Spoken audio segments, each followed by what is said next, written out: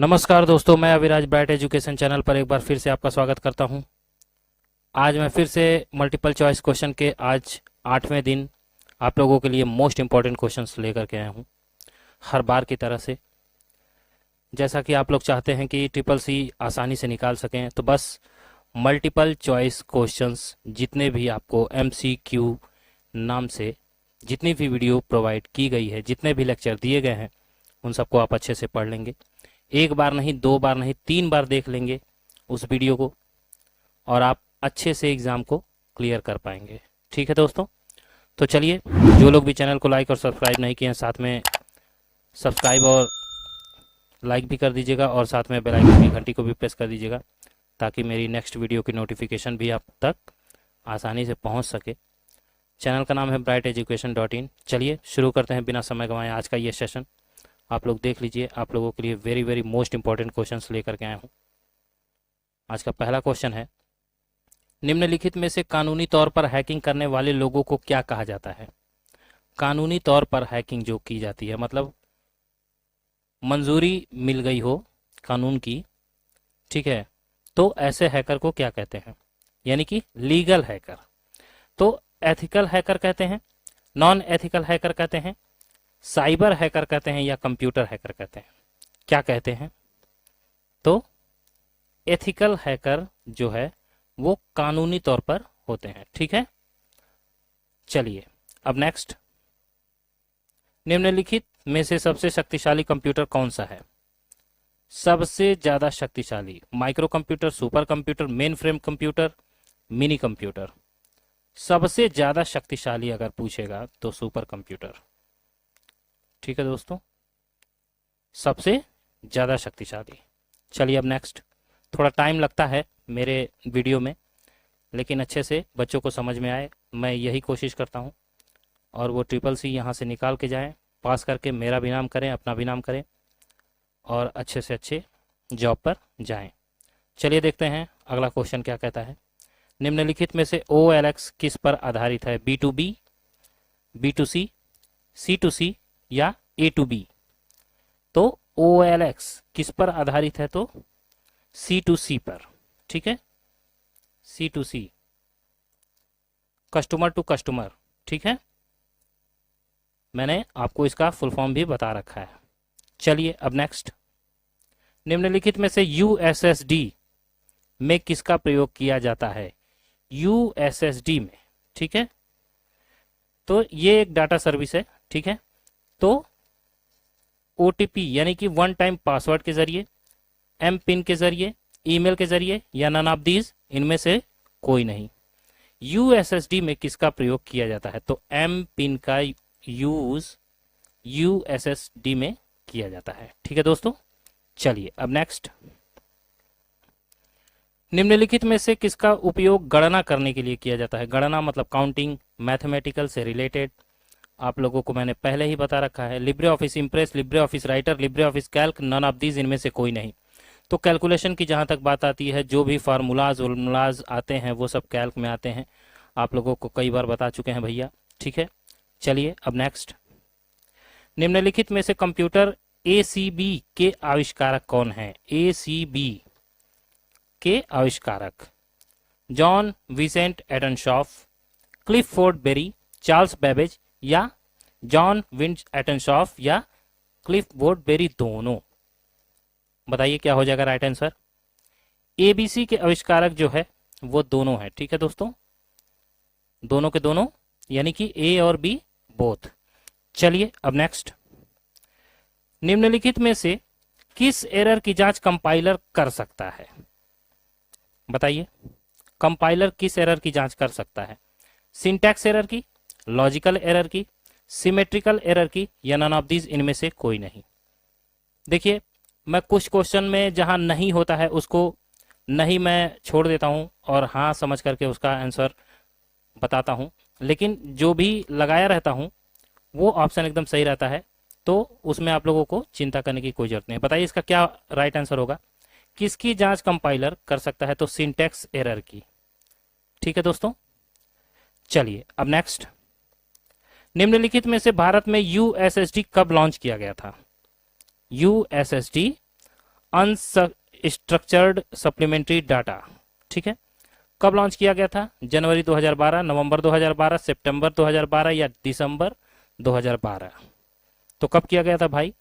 नवंबर 2012 में। ये आपके एग्जाम में पूछ चुका है, ट्रिपल सी के एग्जाम में। ठीक है, इसलिए मैं लेकर के आया हूँ। Very very most important question है, कहीं से कुछ भी पूछेगा आपसे छूटेगा नहीं, आप अच्छे से करेंगे। ठीक है दोस्तों, चलिए अब नेक्स्ट। निम्नलिखित में से इंटरनेट से क्या आशय है? Social network, intra network, network of networks या नन ऑफ दीज, इनमें से कोई नहीं। इंटरनेट से क्या आशय है? देखिए, इंटरनेट जो होता है वो नेटवर्क होता है। ठीक है, तो नेटवर्क से नेटवर्क का जो वर्क होता है वही है इंटरनेट। ठीक है दोस्तों, चलिए अब नेक्स्ट। निम्नलिखित में से यूएसएसडी किस आवृत्ति पर काम करता है? किस आवृत्ति पर काम करता है? Cellular network, GSM network, radio frequency या नन ऑफ दीज, इनमें से कोई नहीं।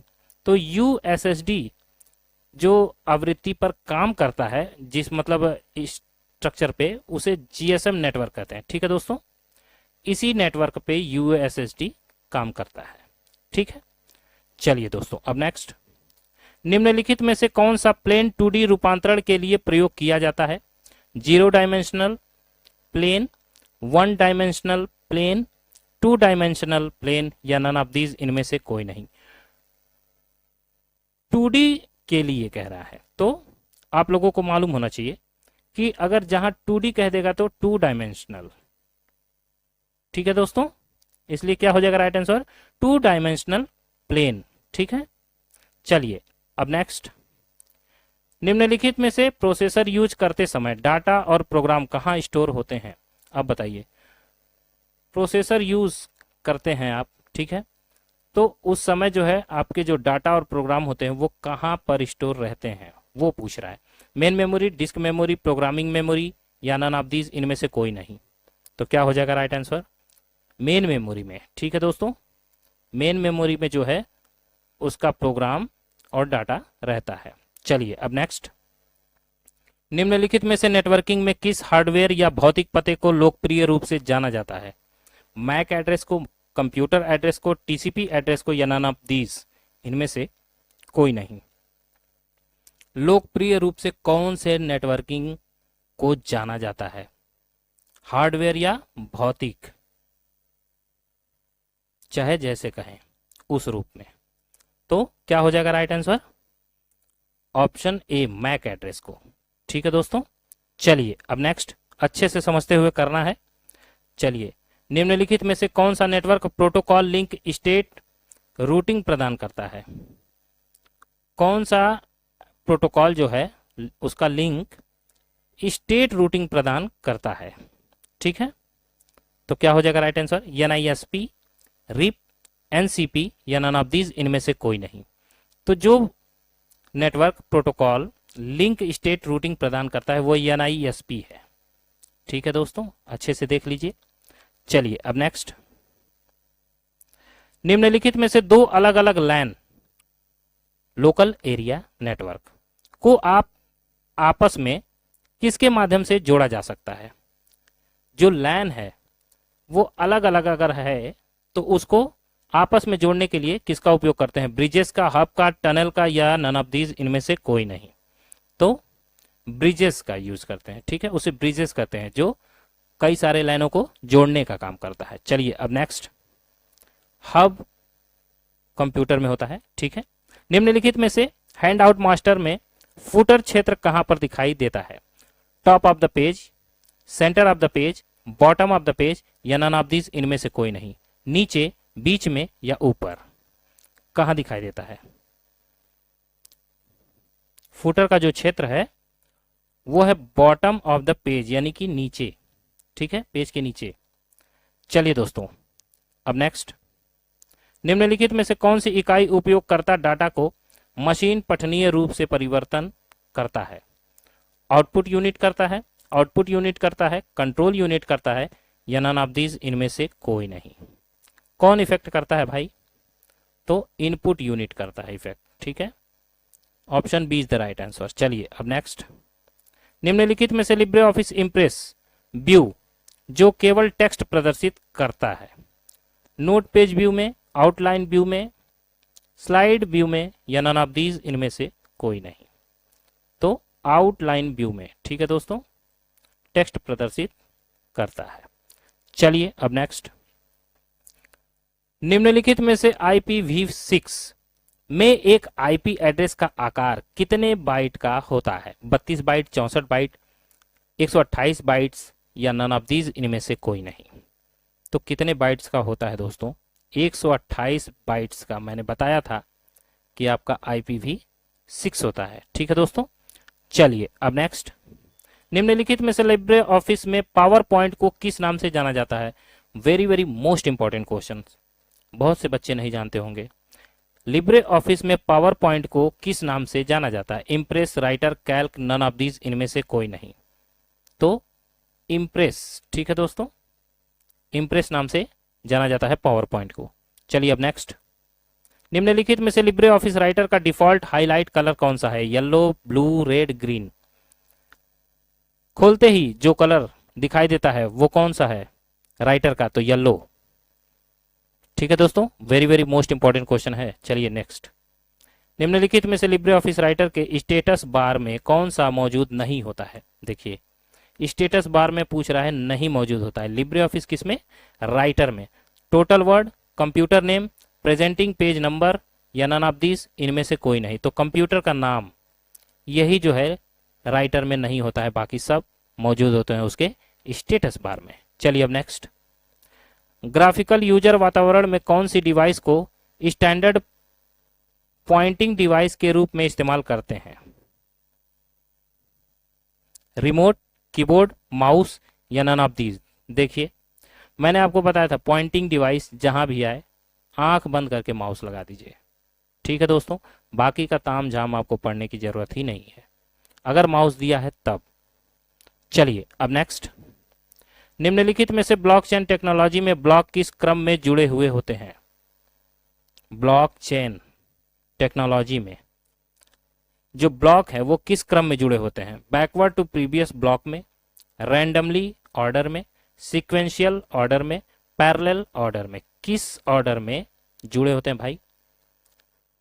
तो ब्लॉकचेन जो है वो बैकवर्ड टू प्रीवियस ब्लॉक के क्रम में जुड़े होते हैं, ठीक है दोस्तों। चलिए अब नेक्स्ट, आज का लास्ट क्वेश्चन है, यदि आप कोई दस्तावेज साझा करना चाहते हैं और आप चाहते हैं कि लोग इसे बस देखें और इसे संपादित ना कर सकें, तो आपको किसका उपयोग करना चाहिए? डॉक्यूमेंट का, PDF का, डॉक्स का या जिप का? कौन सी फाइल का प्रयोग करना चाहिए? तो PDF का उपयोग करना चाहिए ऐसी स्थिति में, ठीक है दोस्तों। तो बस आज की क्लास यहीं तक थी। अगली वीडियो में अच्छे अच्छे क्वेश्चंस मैं फिर से लेकर के आऊँगा। मैं चाहता हूं दिल से कि आप लोग अच्छे से पास होकर के यहाँ से जाएं, और आप लोगों के लिए मैं बहुत कुछ करना चाहता हूं, इसलिए आप लोगों से रिक्वेस्ट है कि प्लीज़ चैनल को लाइक और सब्सक्राइब करना ना भूलें, साथ ही साथ बेल आइकन की घंटी को भी प्रेस करते रहेंगे जब तक आपका एग्ज़ाम नहीं खत्म हो जाता, ठीक है दोस्तों। मैं आपकी पूरी हेल्प करने के लिए तैयार हूँ, तो आप लोग भी थोड़ा सा लाइक और सब्सक्राइब कर दिया करिए। चलिए दोस्तों, आज के लिए इतना ही, अगली वीडियो में फिर से मुलाकात होगी। मैं अविराज आपसे इजाज़त लेता हूँ, तब तक के लिए जय हिंद, जय भारत।